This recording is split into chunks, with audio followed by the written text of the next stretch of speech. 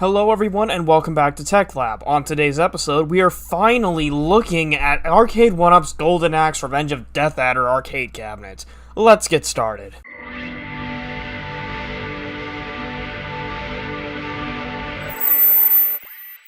Hello and welcome to Tech Lab, the show where we talk about anything and everything tech-centric. On today's episode, we have Golden Axe Revenge of Death Adder, an Arcade1up recreation from 2020. Today's video will put to bed the matter of, is it still worth it a whole year later? Let's start with a short history lesson. Originally released as a sequel to Golden Axe in 1992, this arcade game was made using the Sega System 32 hardware. However, for whatever reason, the game just never came to the West properly. It had to be imported in order to really have a chance of being played in Western countries, making it considerably hard to find or get a hold of without using emulation. Of course, I didn't grow up with it, nor was I born until years later. However, in a couple of decades past, Sega got its 60th anniversary, and Arcade1up decided to actually release the thing on an Arcade1up cabinet a few months before the Astro City Mini, another arcade-like device with a little bit more of a library to it.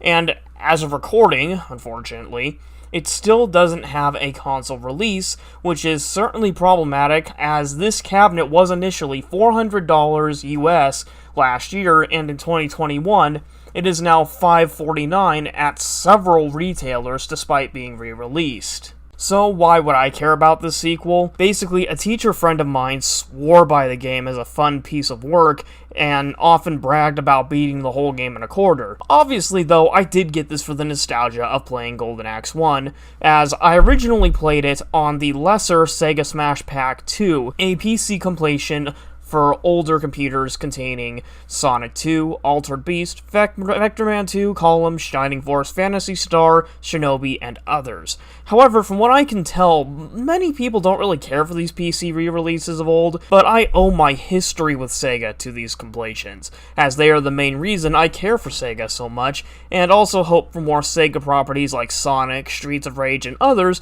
to eventually come to Arcade1up. Streets and Sonic did technically have arcade variations, and Sonic had the still yet to be re-released Sega Sonic the Hedgehog, a triple trackball game with its own unique story, and the initial introductions of Ray the Flying Squirrel and Mighty the Armadillo, two DLC characters from Sonic Mania Plus. But back on topic, does Golden Axe hold up? Let's get into it. Like all Arcade1up builds, putting together Golden Axes as easily as they always are. Just screw everything together and you're golden. This is the nicest thing about Arcade1up cabinets in general. They go together easier and easier the more you buy, or if you're like me, you just have a power drill handy. Otherwise, these can be done in about 10 minutes to a half an hour, depending on the cabinet. Otherwise, the difficult cabinets aren't really showing up until, well, this year, with all these new cabinets having secondary risers in addition to the regular ones. Well, you gotta make them tall somehow. In regards to the game list, you're looking at about 5 games on display. Golden Axe Revenge of Death Adder, its prequel, Golden Axe, Altered Beast, the Hard as Nails Shinobi, and for the first time ever, apparently, Wrestle War is also brought home with this cabinet. As game lists are concerned, this is alright. It's a nice flavor of variety here with beat-em-ups, but Wrestle War is pretty out of place on this cab. They probably could have done Streets of Rage here, and I doubt people would have been mad. Not to mention the fact that at some point, Arcade1up was prepared to do a Streets cabinet.